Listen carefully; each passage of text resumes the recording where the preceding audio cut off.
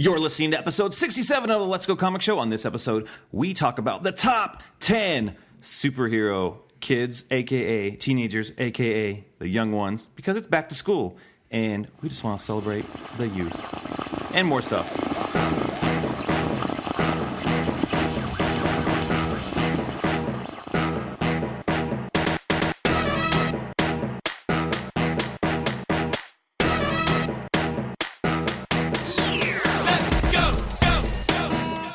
You're listening to episode 67 of the Let's Go Comic Show. My name is Justin. Hey, I'm Matt. And we are so excited to talk about everything in the world of comics, from comic books to comic book movies to comic book TV shows. Everything that puts on some tights and some little shorty shorts over those tights. We're ready to talk about it. I feel like there might be some things that fall in that category that we won't talk about, Justin. That's very possible. And we do this, Matt, we do this with a very, very scientifically tested, like Bruce Banner has tested this in a lab, and then he had to test it on himself. Yeah. And that is the Let's Go Bruce Comic Wayne Show. broke it down. And then Bruce Wayne broke it down. But he did it in like a rap battle, and then he busted out cardboard, and then he did. And then Bruce Jenner got in there and messed it all up. And then Bruce Jenner did it, but in the past, because he's... Oh, it's not... Yeah, he's not. You gotta be correct, dude. I'm How offensive. Unless we were talking about the like 1984 Olympic style, then Bruce Jenner. I think that was, I don't know. Anyone named Bruce. I was just trying to think of people named Bruce. Gotcha. Bruce Lee. Then Bruce Lee came, and he kicked the serum out of Bruce Wayne's hand.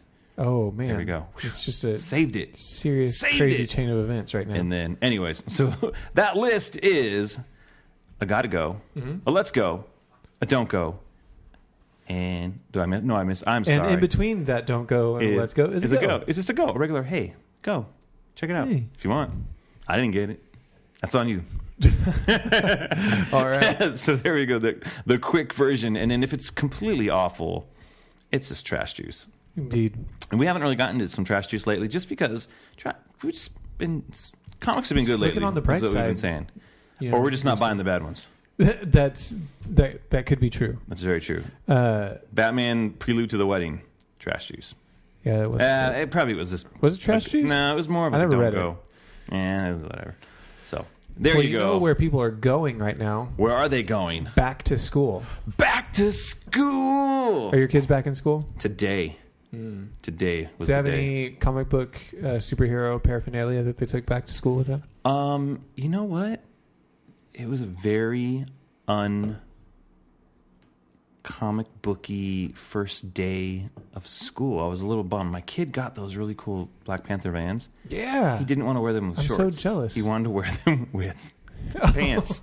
He's all, Dad, those shoes only look good with pants. And I'm like, we'll put some pants on. He says, too hot. I'm like, fair enough. But one of his first assignments today was to put a book cover like on his book. So he had to take a paper bag, and so we drew Spider-Man on the front. It was almost like a comic book cover, and so it says math, like Spider-Man saying math. Nice, dude. And so it was good. We got one of my sons. We got him the Spider-Man skate highs from Vans. And he's worn them once, and he said, I was like, how was it? And he's like, my shoes were biting me today. Like radioactive bites. I was like, oh man, are you going to turn into Spider-Man? They were radioactive bites, Dad. The one thing that both of my boys wanted more than anything is they wanted a Teen Titans Go backpack. And I could not provide that at first. There was nothing to be found at Target, on Amazon, anywhere. So he got one of my sons got a random Incredibles backpack along with his Spider-Man lunch pail and Avengers Infinity War water bottle. It was all over the place, man. I like it. But then I go back the next day with my oldest son, and he's like, Dad, I want to get this one. I look over, freaking Teen Titans Go backpack. There you go. And I was like, crap. You have to Teen Titans. Now I'm screwed. What are we going to do? His brother's going to want this? Like, there's going to be a civil war in our family. But yet, we found another one. You got a Teen Titans Go back to the mall. Oh. Zing. So now both my kids had Teen Titans Go backpacks. You're a good dad. A proud nerd dad. It's good. My wife wasn't super stoked about those choices. We're going to be honest. About Teen Titans Go? She's not big on like character stuff. Like she wants like nice like plain like shirts and patterns. But I've seen her wear character stuff. Because I got them for her. Oh. She's a supportive wife. She's amazing. She has like your wife has a Funko Pop, doesn't she? I also got her that. But she likes it, right? Was she like, oh, thanks? She didn't understand the point of it. Oh. Does she put it on her desk at work? That was not the best. I thought like, hey man, this is gonna give me some action. Mother's Day, like Wonder Woman had just come out like that year, and she like was excited about it. Seen the movie multiple times. She was on the podcast. Remember? It's gonna be a Wonder Woman themed like Mother's Day. I'm gonna get her a Funko Pop. Gonna get her a T-shirt.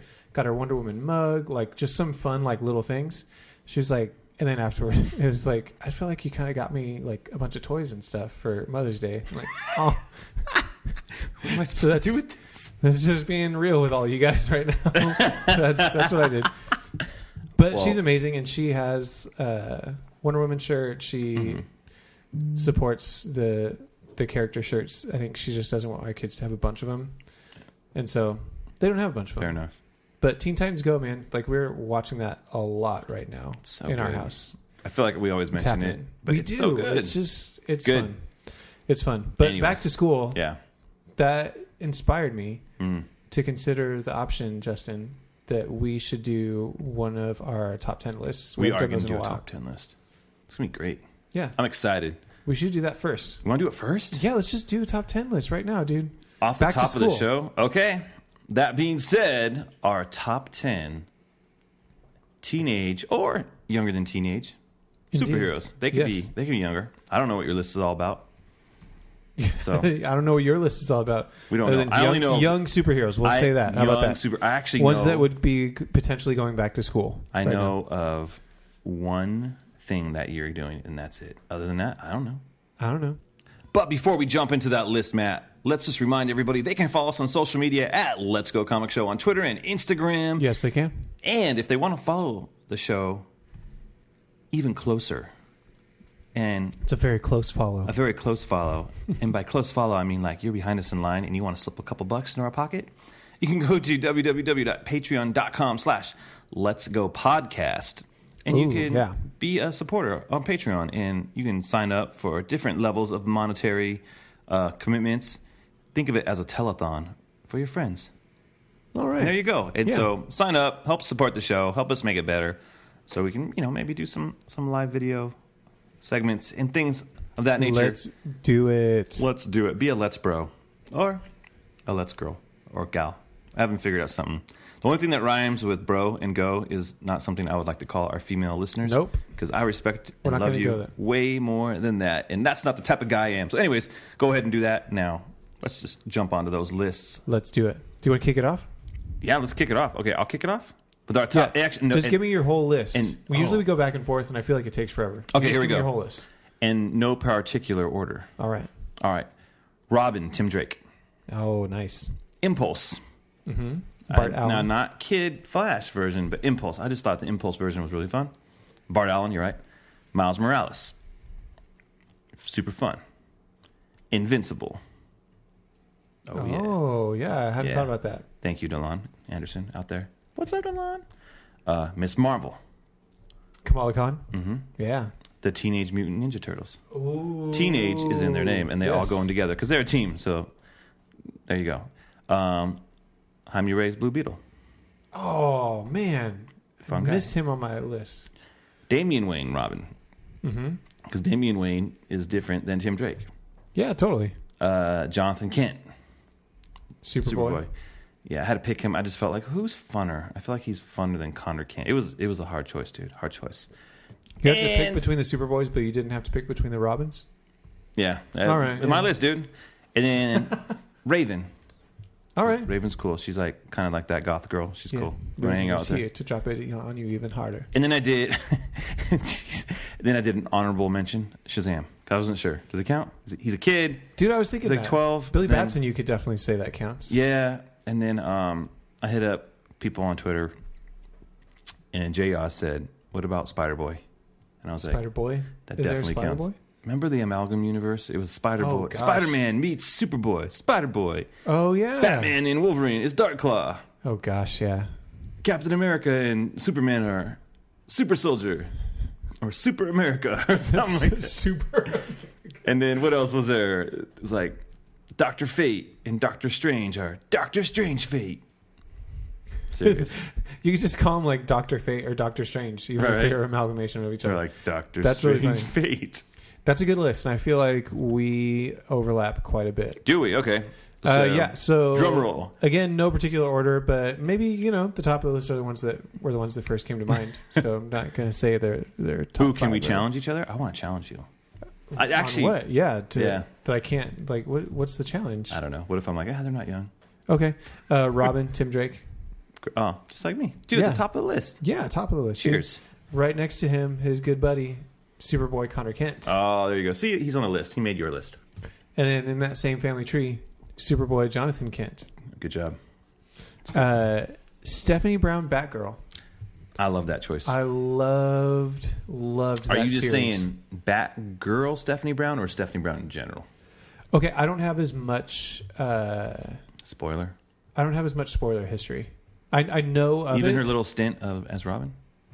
Yeah, dude. And then that when was she died all... in War Games? That was in like my...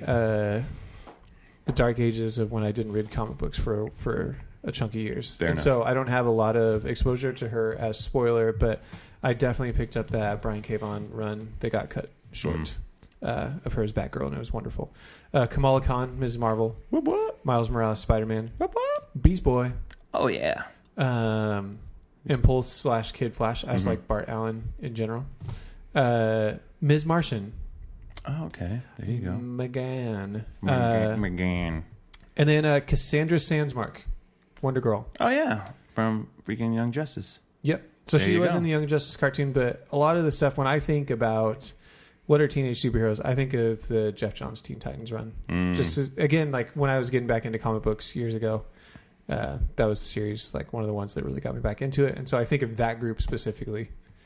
They're like my Breakfast Club, dude. Dude, that's really good. Okay, so I'm going to go to Twitter because I threw it out to Twitter, but we didn't get a whole bunch because we're recording it, so it's fast. But we did get something from Jay Oz. Real time.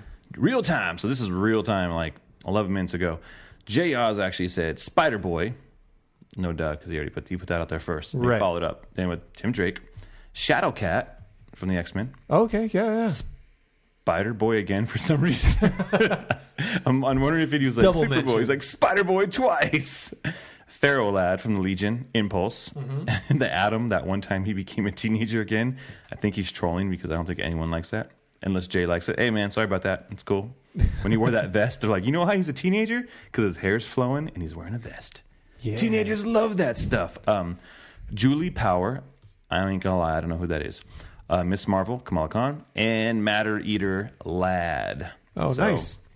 Yeah, I was wondering. I didn't really dip into the Legion of Superheroes roster, but that's also a good source.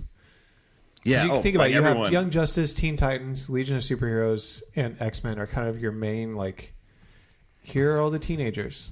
Or Yeah. champions, I guess, kind of, if you want to count that. Even Yeah, though I mean- it didn't end up being a super great series. I was Like, thinking Amadeus Cho Hulk is fun. Like, he's not Yep. at the top of my list by any means. I just didn't put him on but- my list because I don't, just as a character in general, Yeah, I he don't wouldn't know make him the so top much. of the list. But yeah, you can start thinking of, oh man, there was some really fun characters. Like Yeah. Speedball. Cassie Lang is another okay. good one, I think. Honorable mention. Speedball was on my Stature. list for a little bit, and then took him off Okay. from New Warriors. Yeah. And like there was like, but like, do versions count? Like Nova was fun. Mm-hmm. And then I was like, who else am I going to pick? So also Miles Wallace said Ninja Turtles, most of the Robins, Spider-Man. With great power comes great responsibility. The emergence of power and responsibility in life is archetypal for teens. All right. He said he also thinks Shazam counts. The fact that he's a kid inside is a core aspect of the character for me. So thank you, Miles. Thank you for Thanks. responding. But yeah, I That's think fun. Back to school. back to school. Back to all school, all these you kids. kids. And then I actually had a trash juice Oh, what? for teenage heroes. Teenage Tony Stark. Ooh. So during the Crossing storyline, Iron Man had been a double agent working for Kang, and so the Avengers went back in time before Kang came around to mess with Tony Stark, and then they brought the teenage version of Tony Stark back to stop his grown-up self, and it was stupid. And You know then, what it reminds me of is Iron Lad that brought back. I actually liked, it's actually a version of King the Conqueror that isn't old enough yet that came back and Really? Isn't this the Young same story Avengers. I'm talking about? Oh, they're It was probably Young Avengers. It mirroring. was later. They're mirroring this It story. had Patriot and Stop. Wiccan and a couple other people in it too. Okay. But anyways, Teen Tony takes over, and then Heroes Reborn happens, and Onslaught and all that stuff. And so never really figure out what the heck happened. Anyways, that's the trash juice superhero teenager. Right on. Like, let's just bring the teenage version back. But I didn't mind it with Teenage X-Men that Brian Michael Bendis brought back. I actually like that from All New X-Men. Yeah. Some people hate it. I like it. My show. Suck it. So there you go. So, all right. Top 10 young superheroes. Yeah, so if you have any young superheroes, let us know. Hit us up on the Instagrams or the Twitters or whatever at Let's Go Comic Show. There you go. All right, Matt. Man, look at Matt shaking things up, doing the meat. Dude, it was like, what do they call that? I'm doing the meat. The flying. I don't even know what that means. It's doing the meat. You're just doing the meat, dude. Like, Matt's just doing the meat. Some hip move the kids are doing. Yo, man, these days, doing the meat. Dance. It's like, what's it called? The Flying Dutchman at In-N-Out. Someone like Jordan told me today about the Flying Dutchman. Oh yeah. At In-N-Out, it's where you just put cheese on the meat, no buns. Yep. And I'm like, yeah, that's what you're doing. You put the cheese on the meat, dude. I put the cheese. Matt's putting the chease on the meat. I don't know if today, I'm comfortable dude. with any of these analogies at all right now. Doing the meat, putting the cheese on the meat. So let's we're just lay down, flipping it and reversing it, dude. We are at the Missy Elliott of shows today. So we're gonna get into the news right now. And Matt, I've been busy, dude. Today it was a busy day. I was working. Yeah, doing stuff. I happened to be working as well. He was working as well, but he was just probably better with his like maybe poop time or something. I don't know. Like poop time is a great time to check the social medias. So there you go. These Ryan Sook covers, dude. Tell everybody about these things, dude. Yeah, so all over social media. If you just want to, I don't know, just search for Ryan Sook, S-O-O-K. I think it's Sook. Sook. Yeah. Ryan Sook. He's doing some variant covers for Heroes in Crisis, the event that Tom King is writing, coming up in September. And it's a really interesting concept because we have each one of these is like a file, like a photo and a file, chronicling all of the most traumatic events in DC history. Yeah. No lie, these freaking just covers have made me way more excited for this. I mean, I'm already in, I'm buying a ticket, you know? But these freaking pages, these covers look freaking fantastic, man. They really do. I'm in it. I'm not one for variants over regular covers, but holy cow. Dude, I am right now with those like Virgin covers that DC's doing. Oh, most of them, it confuses the heck out of me. I'm like, what the heck did I buy? but these are fantastic, dude. Yeah, I really like them. So we have just 3 of them released today. One's The Death of Superman. One is Batman getting his back broken. And one is Wonder Woman, spoilers from a story years ago, killing Maxwell Lord. Yeah. All right, so let's look at the Superman one first. This one looks great. Like, yes, looks like a Polaroid Jimmy Olsen took from the helicopter after like Superman just kind of. It's classic. It's classic hairy chest Superman. Yeah, it's that Dan Jurgens 1990 Henry Cavill hairy chest Superman. There you go. And it's great, dude. It's such a good image, and it kind of takes you back to like with that. And I'm not being hyperbolic. It takes you back to that feeling of like, dang, dude. That was the death of Superman. Yeah, and all of us believed it. You know? Yeah. I was just tweeting about that the other day. I didn't think Superman was coming back. I was a little guy. I was like, he's dead. He'll never come back. Well, it really seemed like they went all out and really committing to it, and you hadn't seen something like that. Yeah. So that was after Crisis on Infinite Earths. So I mean, you hadn't had Barry Allen return yet from his sacrifice, so things still seemed very permanent. Yeah. And so when they say Superman's dead. He's dead. We believe it. Like there was nothing really to show us yet, right? Unless I'm it was mistaken. like the chain reaction stuff because like after that was Batman breaking him back, and then was that right around the time for Parallax? Yeah, Parallax. It was like Superman dies, Batman breaks his back, Parallax, like Hal Jordan loses his mind, Green Arrow blows up in like a freaking airplane, a helicopter, or whatever. So like all the characters were kind of resetting a little bit, and you had his almost. Legacies were coming in. And that's early 90s. Early 90s. Like it Superman dies at 92? 92. November 92. And then it went on and went on and went on and went on. So anyways, that's... So the cover. Well, hold on. Go back. So one of the things that you said to me, I don't know everything about what's going on with Heroes in Crisis, but you said it's going to explore the key tragedies that have been going on in the DC universe. I think it seems like it's going to try to explore like the effect that has on people. Well, I like that. I'm just saying, man, this is all pre-New 52. And I know that with Rebirth, you're talking about specific like timeline stuff. Yeah, because a lot of this stuff has come back. Like Maxwell Lord's death, that's part of like Infinite Crisis, like all that stuff. Correct. Those Jeff Johns. Goes into, it's part of all that stuff. And it goes into the 52 series and all that stuff. Not New 52, but the 52 series. So there is so much cool stuff, man. And so that comes out Wednesday, September 26th. I'm excited that this stuff's back into the timeline and how they're going to make it work. So let's talk about this other cover, dude, because I have questions. Can I say something else about the Superman one that I think is kind of cool? Just a little nerdy thing. Please. In that bottom right corner, we have that iconic cape hanging on the rebar. Yeah. I think it's cool, like, because everyone knows that image from a different angle, and so it's like you're seeing this from another side. I like that a lot. So, sorry, the variant cover for number 2. Yeah, variant cover for number 2 is freaking Batman. Get his back broken. He's reaching out to someone too. He's like trying to yell at whoever's taking that picture to be like, "Who the crap took this picture, dude? Me. Is this Alfred?" Like, "Hello, sir. Hold on, let me get this picture." No, like my Alfred, my Alfred accent is terrible. On social media, there were some guys, some artists and writers saying that it was the moment where Batman was trying to take a selfie, and then Bane walks in there, knocked the phone out of it just as the picture is being taken. This should be an Aussie. I mean, look at Bane's left arm. Like, he's getting real, like, up close and personal with Batman there, too. But yeah. So, yeah, these guys... I think you have a different moment, because we're used to seeing that Nightfall image, you know what I mean, straight on, like, Batman just kind of bent over the knees. Yeah. This is before he's completely broken, too. This is like, oh, I'm about to get broken! Yeah. This is the pre-break. Usually the cover is the post. It's the break. This is that's Bane. True. This is right before he goes the other way, and he's definitely someone's taking a Polaroid. I don't know if it's freaking Robin. Like, oh, suck. I mean, that's like classic Bane. That is classic Batman costume. Yeah, that's what I'm saying. Like, he's got the oval on the chest. Some callbacks there a little bit. So where does this costume fall in the timeline? Because even in Rebirth, when they go back to old school Batman, they just show him in that New 52 suit. So. Oh, details.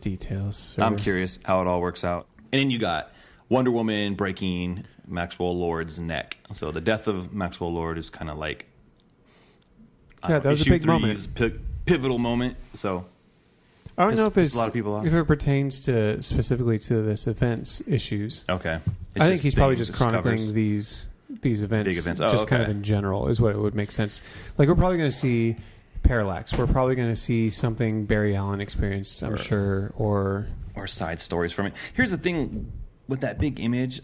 They just put another image out last week, and it was like Tim Drake and Red Arrow, or not Red Arrow, but Speedy, Arsenal, or whatever the heck his name is, Kyle Rayner, Booster. I mean, like, I feel like, and they said 2 of these heroes are going to die. What? Yeah. I'm like, it can't be Tim Drake, dude. They can't kill Tim Drake. I feel like it's Kyle Rayner. They can't be. Wally West has been like he's been like at the was core Wally West of Rebirth. On there too? Was he not? I don't remember. But so Red Arrow. I don't know, man. I don't know. Who knows? Who knows? And who knows? I just feel like it'd be really bad if they did that. So. Anyway. Well, I'm excited to see. I'm excited to read this. I'm excited to read the series. Yeah, It looks good, dude. I'm excited for it. Okay, so let's jump into some other news. Yeah. One of the things I wanted to talk about was today, Action Comics 1002 came out and was really good, actually. Really enjoyed it. Like, I didn't love the Man of Steel miniseries that Bendis did. Mm-hmm. Superman's been okay, but Action I've been really liking.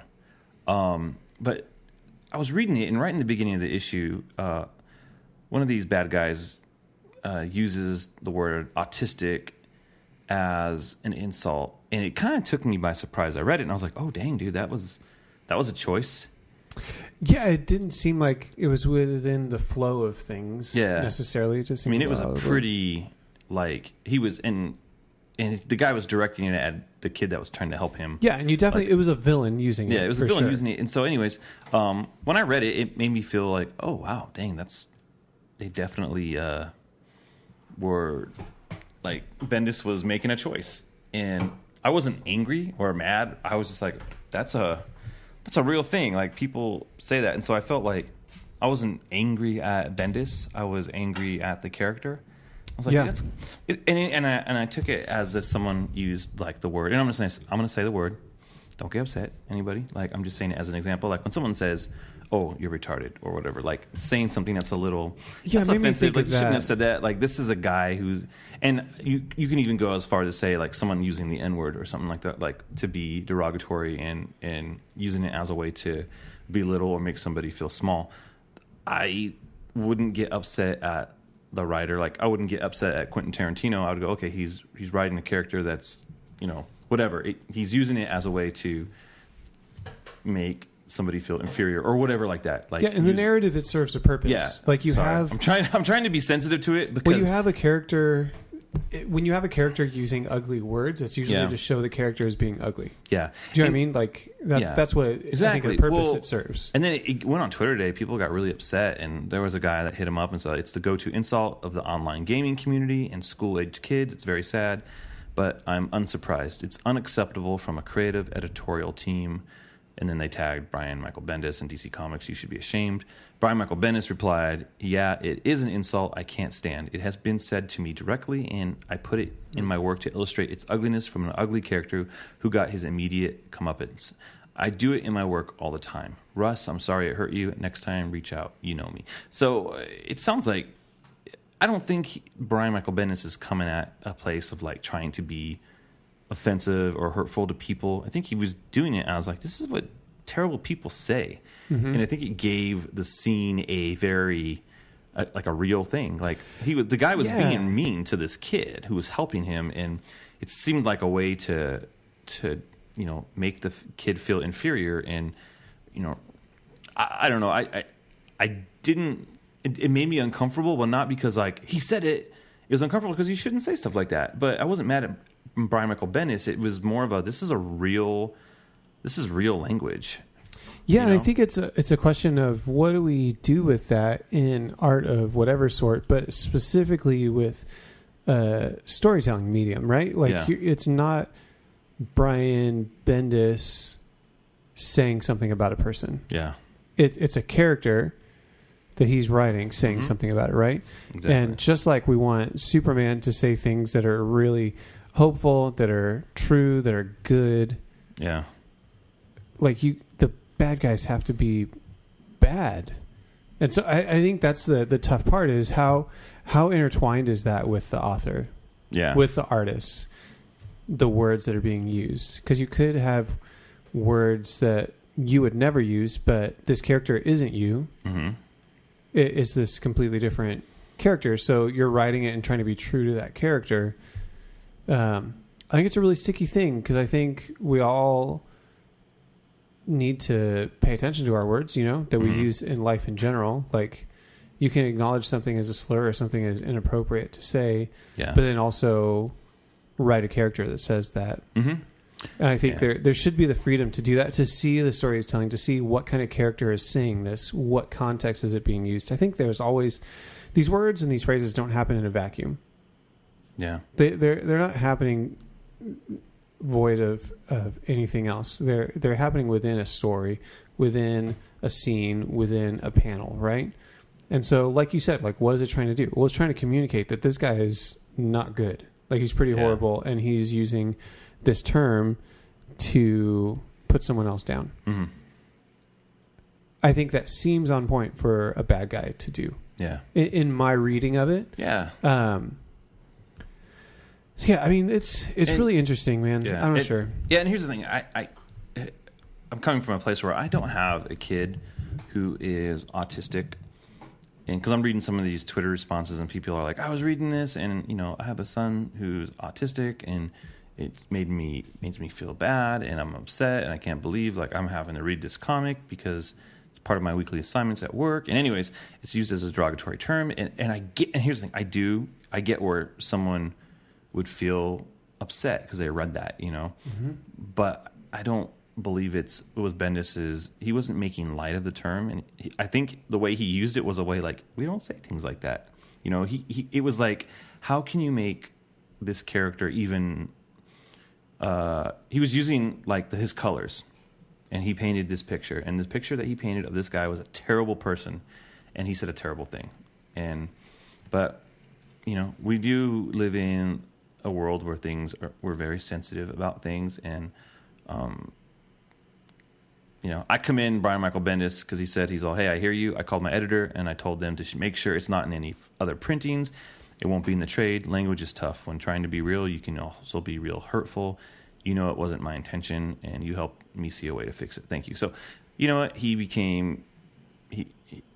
Regardless, he looked inward and was like, fine, is it worth fighting for this word? No. So Nope. Future, publications, it's out. But I do think it's important to look at what's the intent of why he did it? Was it, if it was a character like Deadpool that was saying it, I think then that would be that would be in bad taste because it would probably have to be, it'd be seen as kind of like, exactly. Oh, this is a joke or it's funny. This is a bad supposed guy. to be funny. And so, it's just an interesting situation. And I don't know if there's a right answer. I just think we do have to be careful when we digest art and digest entertainment, and we don't want to completely censor everything because then even the bad guys cannot be truly bad. It's like, well, bad guys have to be digestible to everybody. Like bad guys should be the most vile. They should be digestible. If you make me hate a bad guy, you've done your job. Yeah, and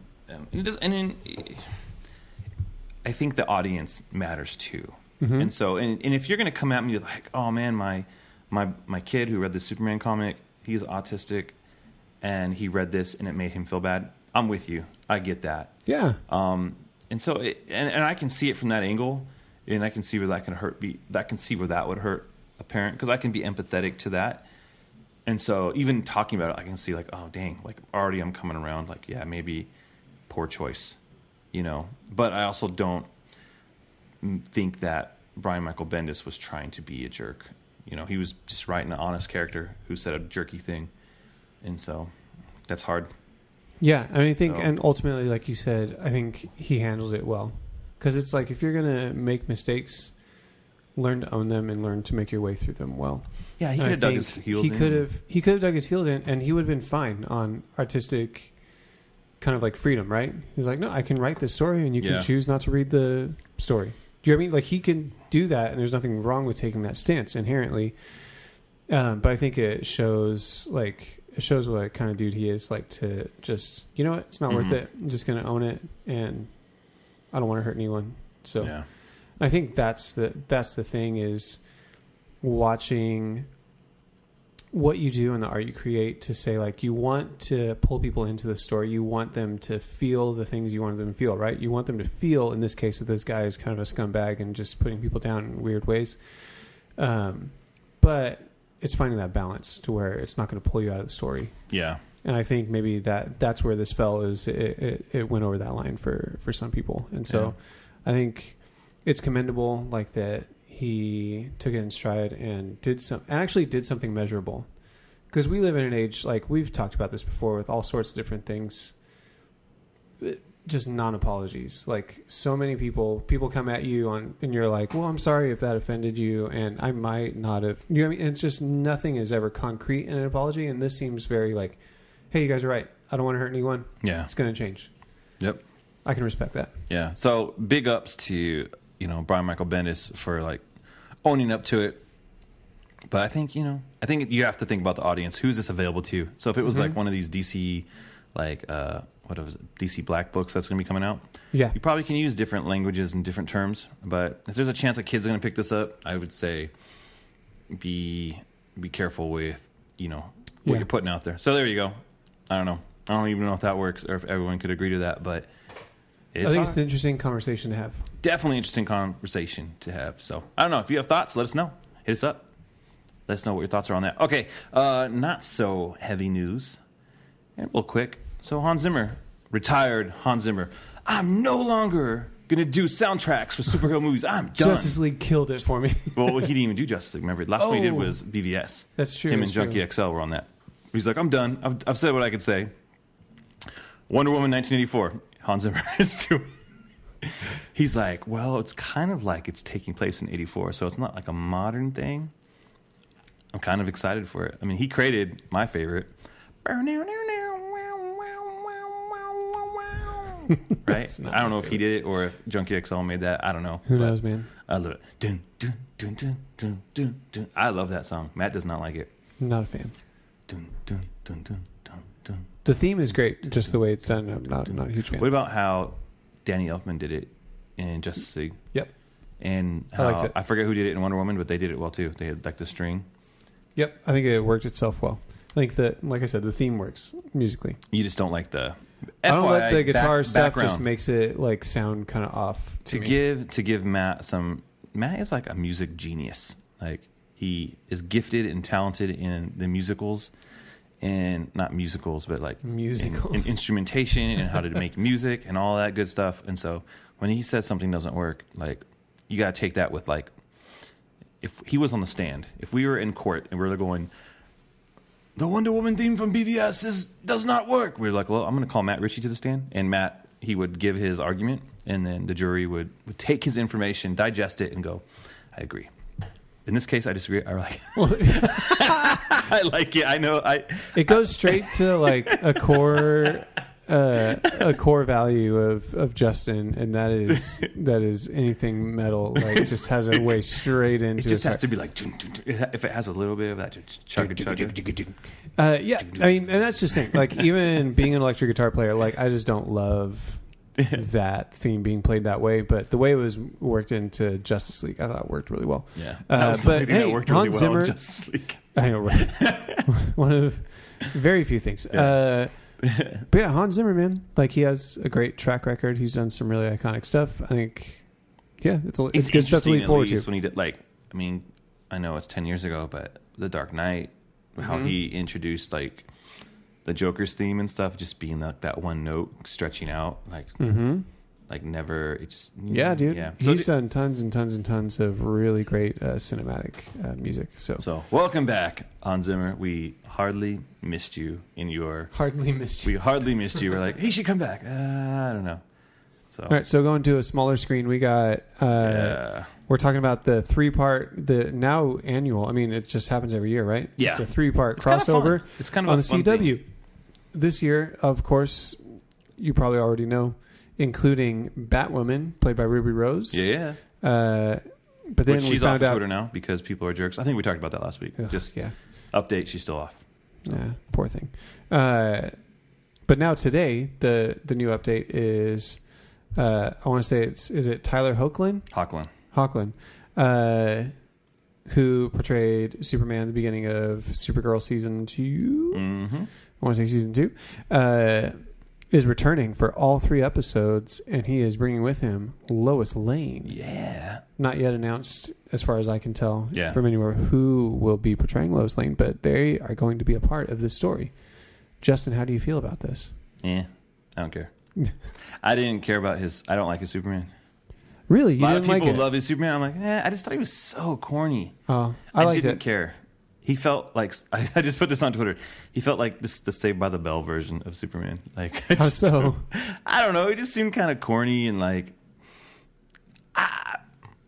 he just didn't feel like the Supermanly Superman. I like Cavill, how he looks. I feel like he commands power when he's, regardless of if you like the movies or not. Like when Cavill's like Superman, you're like, oh, that's freaking Superman, dude. That guy will punch you through a house. True. He just feels too much like the CW version of Superman, and I don't know how I feel about that. It's hard for me to reconcile that. So I don't know.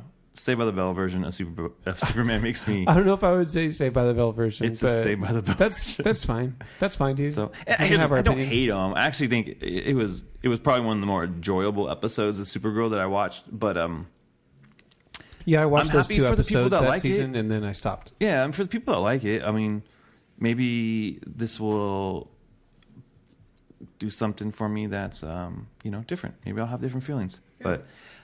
I'm not excited, is all I'm telling you. It might be great. And I like the Gary Frank image that DC Comics used to get me excited for it. I'm like, oh, is he going to be wearing little shorty shorts? Are they coming back? Like, oh. There's Lois. So I'm excited to see Lois Lane. Like, I would like to see another interpretation of Lois. Yeah. I like the Erica Durance version from Smallville. So probably one of my favorite Loises. Her and Terry Hatcher. Like, what's up, Terry Hatcher? Shout out to Terry Hatcher. Terry Hatcher. The New Adventures of Lois and Clark, Superman, whatever. That was a good one. Thank you, Dean Cain. Thank you, Dean. No, I never liked Dean. Dean Cain's another Superman. I'm like, he just didn't work as Superman for me. He was a guy. All right. So well, that's news. There you go. That's the news. All right. News. So comics, talking about some floppies. This is a little lighter this week.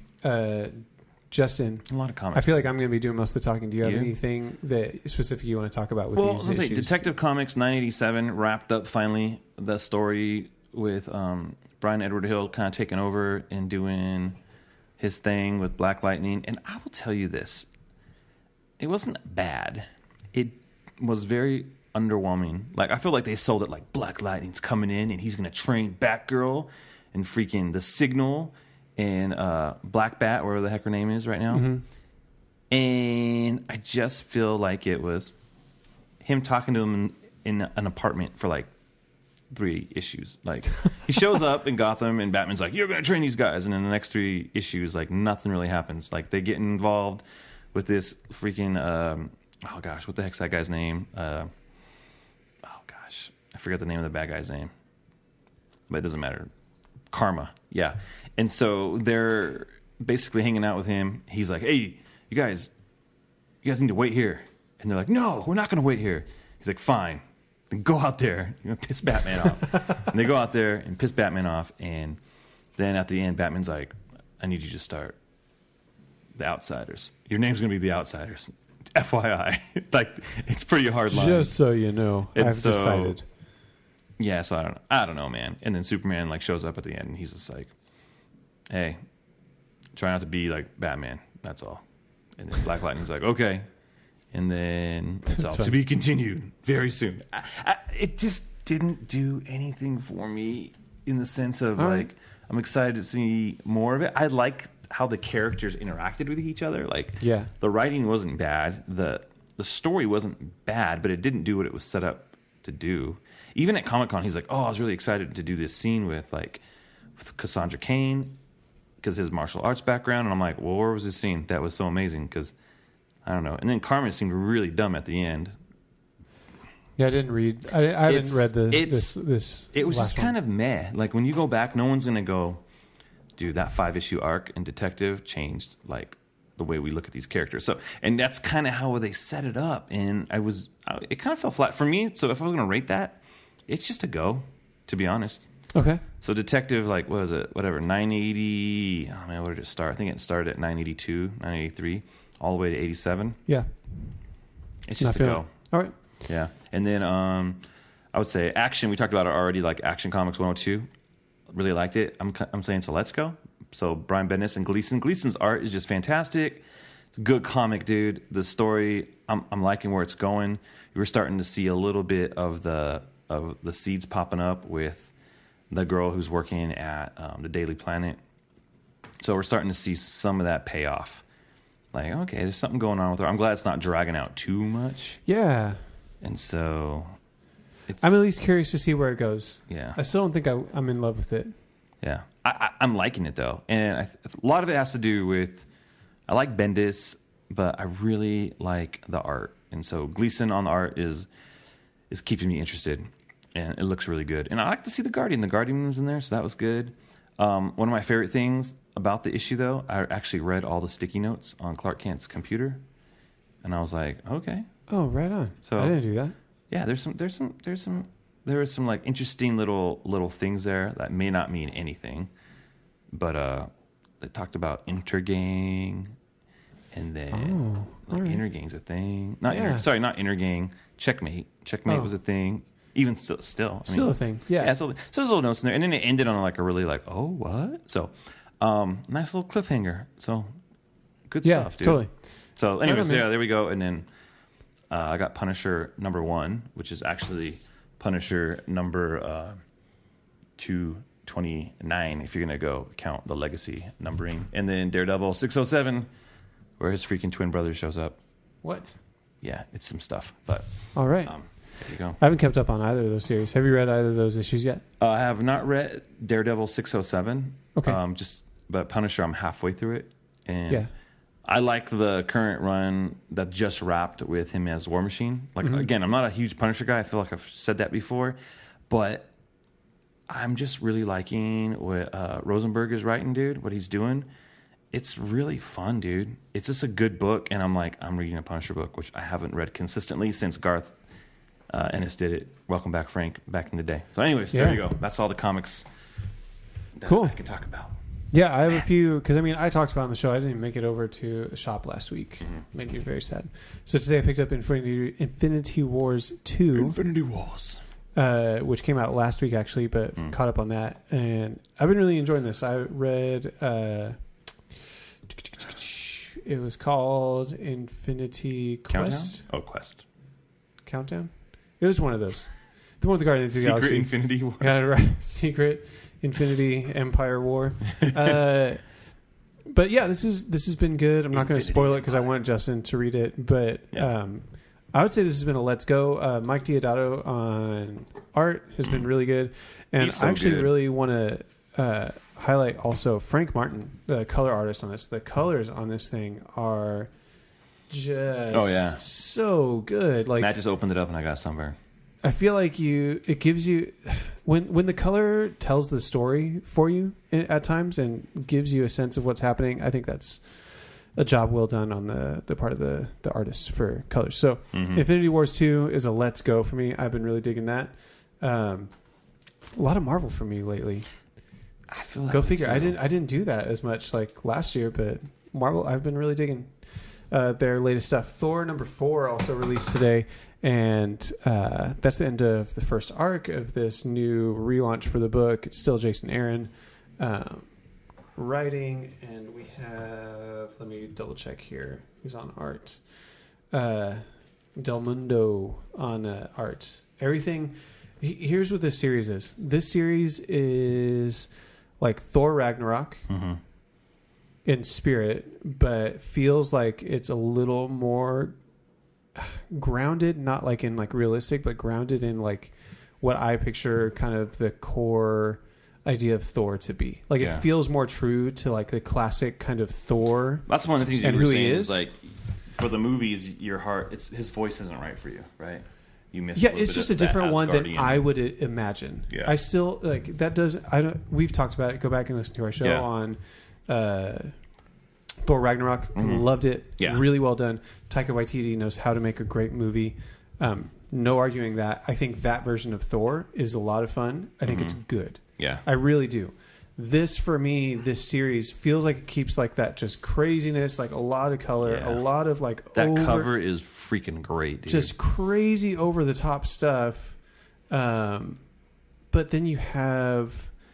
I still feel like the voice of Thor and the other Asgardians specifically feels more true to what I would imagine they would be, which for me makes it more interesting when you throw them into crazy over-the-top situations, is you have like this almost more classical sounding person, but in this really crazy sort of sci-fi, sort of fantasy like situations, and it's a lot of fun. A lot of guest stars of like characters you wouldn't expect to see, like just... a lot of cool fight scenes. I would say Del Mundo's art is really interesting because it's very, it's really like thick on the lines. It's almost lines. Like marker. It's almost like markers are used to draw on the lines, and so I think it gives it a distinct visual style. Matt literally put the book in a plastic bag and I took it back out. Well, because again, I just want to be enamored. So Mike Del Mundo looks like he did some colors, but with color assist by Marco D'Alfonso. But man, colors are great too. Again, it reminds me of Ragnarok, and it just has that little special, like, just it feels true to Thor and the core of like who I would see him to be and what his essence is. And so that is another let's go. Thor #1 through 4 is a let's go. I really liked it a lot. And what was Infinity Wars? That was also a let's go. I didn't give a rating for action. I think it's a let's go. Right on. Yeah. I would still say it's a go for me. Okay. But I've been enjoying it. All right. So Black Panther #3, Ta-Nehisi Coates, Daniel Acuna. This is still rad. It's like Black Panther and Star Wars mixed together, and I love it. I like that. I like that description. Black Panther in space. Really good stuff. I like it. The story moves forward nicely. This series is another one that's a let's go. I'm feeling all generous today with my ratings. No, it's good, dude. I think that's good. I feel like we have these like books that we read that are kind of like we don't talk about them every week just because of time. And I would love for us just to do an episode where we just really get into some of the books that we really love that we haven't been able to talk about a lot. Because I feel that way about Daredevil. Like I feel like I always and I haven't been able to catch up on that at all. And I just love Daredevil, dude. It's such a good book. And I don't talk about it enough. And I just, if you love Marvel Comics, Daredevil is such a good book. Yeah, like, agreed. It was crazy. Like the last storyline was crazy. It was like the mayor. Sorry, I'm going to give a little bit. I just wanted to get into it a little bit. Just a tad. Like the Kingpin is the mayor of New York. And then some stuff goes on. And Daredevil becomes the mayor of New York. And then he's got to fight all Daredevil or Matt Murdock? Well, Matt Murdock. Oh, okay. And then all the superheroes are freaking stuck in like jail because Kingpin has outlawed them all, and it kind of ties into the end of Defenders. Like they're kind of like touching on some of the threads that Bendis led there. Mm-hmm. And then the freaking Hand invades New York, so you have all these crazy like ghost ninjas fighting everything. And then all of a sudden, like Daredevil's like freaking priest shows up, and he's like, "I am from an order of priests that kill freaking ninjas for years." So you have like all these crazy like what? That sounds like awesome. Priest warriors fighting the Hand with Daredevil. Daredevil's riding a freaking horse like Dark Knight Returns style. It's just crazy and it's awesome. And I'm like, this book is so good, but I don't talk about it enough. So there you go. That's Read really Daredevil. fun. I love that. That sounds really cool. I'll have to Charles Soule is just catch killing up it on those. that book. It's good. I need to give it to you. So there you go. Daredevil, good. Sweet. Gotta go. Another release this week, Justice League Dark #2. Yeah. I was not super excited about this idea Yeah. of this book. More excited about this one than Justice League Odyssey, that's for sure. Yeah. But I tried it out. Justice League Dark #1. Let's see what it's about. I think I talked about it briefly on a show last month, and the art was solid. The story concept was cool. I feel like the voice of the characters is done well. Justice League Dark 2 takes that up another notch where I'm like, holy crap, what's happening? Like it brings Dr. Fate into it, and some really interesting ties back to the DCU, YOU, right? Yeah. Dr. Fate that they did, or is the younger guy kind Yeah. of taken under the wing of Kent, what's his face? Nelson. Yes. So, I mean, it kind of ties into that a little bit. You have some mystery there with Swamp Thing and John Constantine talking at one point. He's pissed because he's pissed that Wonder Woman's involved, right? Yeah, but you also get this really cool little peek into maybe like it's almost like a little like horror story of something Wonder Woman Saw. like I read as a Saw. kid. I read like half of the comic, and so yeah, but I mean the that part was weird. The art is FYI. still really good. It was real weird. But I think it's an interesting place to put Wonder Woman. We haven't seen her in like a horror kind of story before. Yeah. And it definitely seems like that. And I've enjoyed it. I think it feels like something fresh for these characters. I think it feels like it fits in that same family, in that same vein as what we're getting in the main Justice League book. It just feels like a superhero group kind of book in a good way. Like every good connotation that comes with that is what it does. So I would say that's also a let's go for me. Cool. I've been enjoying it. That's good. I'm surprised by it. At first, I thought it was going to be like one of those books like this. This is going to be one of those lame-o like cash in on the Justice League name and Wonder Woman's popularity like in movies book. Yeah. And maybe it is. I don't know, but it's good. I mean, the issue and a half that I've read is good. Yeah. But I really like the Justice League Dark book from New 52. Of all the things New 52, I thought Justice League Dark was good. That was a good one. That was a solid book. Yeah. Similar characters for sure involved. Yeah. Cool. So then the last one for me, at least, and if you don't have any more, is I've been reading Skyward from Image, and that is a book that Delon has actually been getting. And you may remember Delon. I don't remember him. Rad friend. Who is he? Oh, he's a rad friend. That one guy that was hanging out with us. He won't come on. I think I mentioned it before, but man, this book is so cool. The art is wonderful. It's clean. It's bright. I think it's really kinetic. Like it feels like it moves really well, which you need because the concept of the book I think is so unique. For me, what I've been thinking about this week as I read the latest issue was, and to be fair, I think it was last week's issue, is it's really successful sci-fi for this reason. I think that great sci-fi takes one thing that they want to change about our world, Mm-hmm. and then they explore like what's the fallout of that one change. Because I think you have that, like Mad Max, you have that Blade Runner, you have that. Mm-hmm. Like you think of these really iconic sci-fi things, they kind of take this big leap of like, here's this one thing that changes everything, and what do normal things look like now in that new world and in that change we've created? Yeah. And so with Skyward, it's, hey, we had this day, we don't know exactly what happened in the story yet, but where all of a sudden Earth doesn't have gravity anymore. And people have had to learn how to adapt to live in that. So it's like, well, what does firing a gun do to you? Yeah. Without gravity? What does delivering a package to someone do? What does slamming a door look like? What does a rainstorm look like? Was the most recent one, and it was so bananas. Upside down rain. We had sideways rain. Forrest Gump showed up. It was really crazy. He's like, I will tell you about no gravity was rain. Sorry. So for me, because of how well it's done, because the concept is so strong, the characters feel great, and because I feel like it's such an accessible book, it doesn't have baggage of any sort in my mind, right? Like even with Thor and with some of these other ones, like they're not completely like devoid of baggage as far as like continuity issues and things that you would be missing that you kind of got to catch up on. Yeah. This one, you could just come straight into it. I think it's super well done.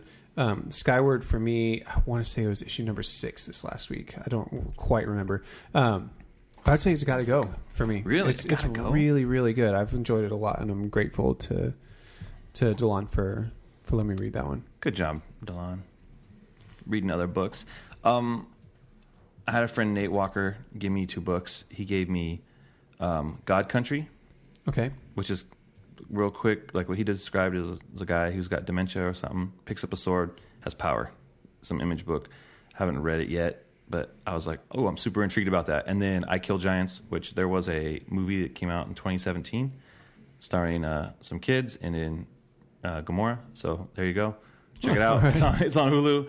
But I'm like, I'm going to read the comic first, and then I'm going to watch the movie. So that's cool. Yeah. Looking forward to picking those up. So there you go. Yeah. I just used Google to correct myself. Skyward number 5 was what I last read. Oh, okay. Number 6 comes out in September. You got to give people the right information, dude. That's what I just did. Gave them the right information. Good job. This is correct information. Matt's like, that was me. It's literally what I'm never doing right now. Up.